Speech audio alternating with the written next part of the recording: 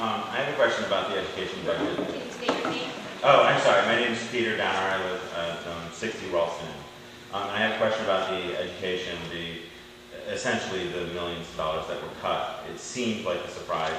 Aside from that, do you think we should have cut that from our education budget in the town of Camden, or should we have found a way to balance the budget without impacting education so great?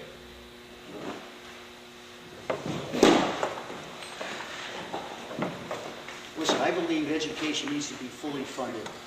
This is important on the minds of the parents who are currently utilizing the system, and also it should be important to the folks who have already been through the system and now are perhaps retired. They've had their opportunity to utilize the resources of the town. It's only natural that we would extend that to others. Getting to your question about $4 million that was reduced out of there, what I got a little concerned with is that that $2 million was recently found in the budget. Now, that to me is somewhat problematic in that we were informed that it was a bare bones budget. Now, I am all in favor, now I could be misinformed about this, but I'm all in favor of, in fact, having a fully adequate funded education system. But now we had $4 million taken out, then $2 million was added back, and then there's a $2 million accommodation. There's something that's going amiss that, you know, I'm a budget expert. I love to know where money is going. So these are the things that I focus in on. Not to say that anyone's doing anything wrong. Please don't read anything into that. All I want is adequate explanations and an audit trail of the changes that occurred. See, that's what budgets are so large that it's easy to lose sight of the overall picture.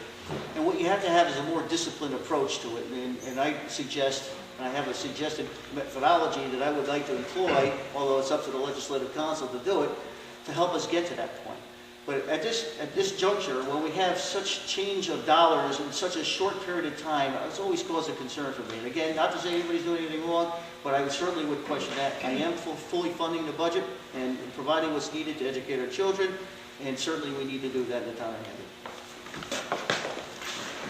In order to understand how that number came about, I think it's important to take a little step backwards and look and talk gross numbers. Last year's fiscal 08-09 education budget was approximately $77 million. Board of Education requested approximately $80 million. On the town side, what we did with every department was say, okay, this is going to be the toughest fiscal year since the Great Depression. Every department has got to hold the line. Not only hold the line, but then subtract out a reasonable concession plan. That is your target. And that's the same thing that was done with the Board of Education. Their number was developed by saying, okay, your level funding would be $77 million. We will subtract out what the same concessions that everybody in the town accepted, and then add it back in to additional pots. One $750,000 earmarked for wintergreen, and another $850,000 plus or minus that was part of the stimulus package.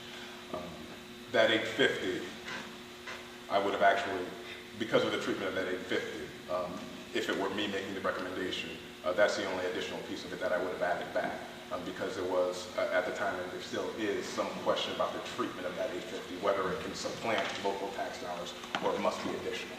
I would have erred and added the $850 back. But the way the budget was developed for the Board of Ed was the same way that it was developed for each of the town departments.